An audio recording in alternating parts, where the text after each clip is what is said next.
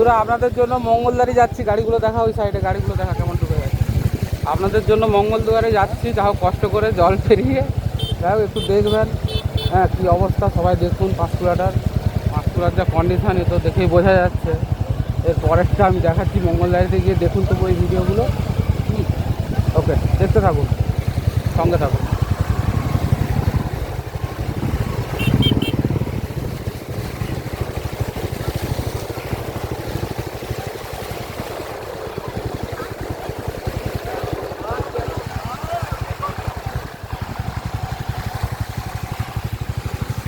এটা আমাদের যে বাইপাসের ধারে দুপুরে পাম্প দেখেছিলাম, আমাদের যে হাইওয়েতে পাম্পটা দেখছিলাম পেট্রোল পাম্প ইন্ডিয়ান অয়েল, সেটা দেখুন পুরো জল ঢুকে গেছে। তখন কিন্তু জল ছিল না, ঘন্টা 2-3 আগে 3 ঘন্টা 3.5 ঘন্টা 4 ঘন্টা আগে মোটামুটি জল ছিল না এই পাম্পটাতে। এখন পুরো পাম্পটা জলে পরিপূর্ণ, পুরোটাই ভরে গেছে। এই পাম্পে একটা বড় পার্কিংও ছিল, সেখান থেকে গাড়িগুলো অলরেডি মনে বের করে ফেলেছে। এবার যেগুলো উঁচুতে আছে সেগুলো কিছু কিছু গাড়ি রেখে দিয়েছে। যাই হোক মোটামুটি মানুষজন একটু সাবধানে থাকুন, বিশেষ করে হাওড়ের মানুষকে বলছি। আমাদের মানুষের পাশে কিন্তু জল কমেনি, তো তাই ওখানের মানুষ একটু সাবধানে থাকুন, কেননা জলস্তর ক্রমশ বাড়ছে, দেখছেন অবস্থাটা। হ্যাঁ, সঙ্গে থাকুন। দেখুন এই যে নদীর এই যে খালটা দেখতে পাচ্ছেন, ব্রিজটা অ্যাকচুয়ালি মানুষ যে ভেঙেছে তার জলটা কিন্তু এখান দিয়েই পুরোটা যাচ্ছে। মানে হাউস সাইডে যে বা আমাদের খিরাই সাইডে যে জলটা যাচ্ছে, এই ব্রিজের নিচে দিয়েই নিকাশিটা হচ্ছে। তো এই তাই বলছি, মানে যে পরিমাণে জলটা বাড়ছে, এখন জলের স্রোতটা একটু কমেছে অবশ্য। যাই হোক ভালো, যত কমবে আমাদেরই ভালো, কেননা মানুষরা যাতে না আরও বিপদে পড়ে। যে পরিমাণ জল বেড়েছে ভয়ঙ্কর, খুব ভয়ঙ্কর।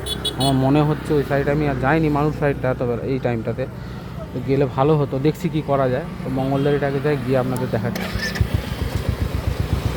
মুখে মঙ্গলদারি ঢোকার ঠিক মুখটাতে আর একটু গেলে যেখানে আমাদের সিএম মমতা ব্যানার্জি এসেছিলেন দুপুরে, ওই জায়গাটাতেই ঠিক হাইওয়েতে, মঙ্গলদুয়ারি হাইওয়ে, এটা পাঁশকুড়া থানা।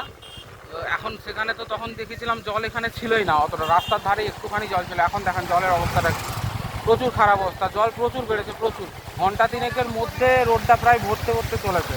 তার মানে ভাবুন আর কিছুক্ষণের মধ্যে আমার তো মনে হয় এইগুলো এরকম থাকবে না, এই রোড মনে হচ্ছে ঝাঁপাবে। যাই হোক ঈশ্বরের কাছে প্রার্থনা করি যেন জলটা কমে যায়, কেননা মানুষগুলো ভেতরে আছে, কেউ তো বুঝতে পারছে না, কেননা ওরা তো জলের মধ্যে পড়ে আছে, কেউ খেতে পারছে না, কারো বাচ্চা আছে। আর এই জলটা শুধু নয়, জলের ভয়ের থেকে বেশি বারবার বলে এসেছি আগেও, এখনও বলছি, জলের মধ্যে যে সমস্ত মানে পোকামাকড় জীবজন্তু যারা ছিল তাদের বাসা ভেঙেছে, তারা ঘরে ঢোকার চেষ্টা করবে, কিন্তু আপনারা কিছু করতেও পারবেন না তাদের জন্য। তো তাই এগুলো থেকে একটু সাবধানে থাকুন, কিছু হোক নাই হোক নিজেরা একটু সাবধান সচেতনতা থাকুন।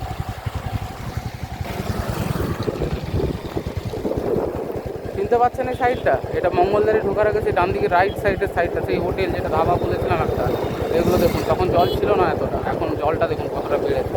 মোটামুটি 3 ঘন্টা 3.5 ঘন্টার মধ্যে এই অবস্থা। কী হবে এরপরে, কী হবে, কী অবস্থাটা হবে, এটা ভেবে দেখেছেন? খুব খারাপ অবস্থা। এখন পুলিশ প্রশাসন একটু কমে গেছে, সেটা কমবে স্বাভাবিক। এখন আমাদের পাঁশকুড়া থানা কন্ট্রোল করছে পুলিশ প্রশাসন যতটা পারা যায়। ওনাদেরকে ধন্যবাদ। এই বন্যা বৃষ্টিতে ওনাদের জীবনকে করে সাধারণ মানুষের জন্য কাজ করছে, কর্ম করছে। যাই হোক ভালো, থ্যাংক ইউ পাঁশকুড়া থানা আইসিকে থ্যাংক ইউ জানাই আমার তরফ থেকে। যাই হোক ভালো লাগলো। যাই হোক পাঁশকুড়া থানা অনেকটাই হেল্প করছে, শুধু থানা নয়, আমাদের এখানে যে সমস্ত লোকাল ক্লাব পার্টি এগুলো যেগুলো আছে, তারা যতটুকু সম্ভব যতটা পারছে ততটা চেষ্টা করছে। তবুও বাইরে থেকে যদি পারেন হেল্প করার চেষ্টা যদি করেন তাহলে আসতে পারেন পাঁশকুড়াতে, খুব খুশি হবো। তাহলে আমরা মানুষ রাস্তার উপরে উঠে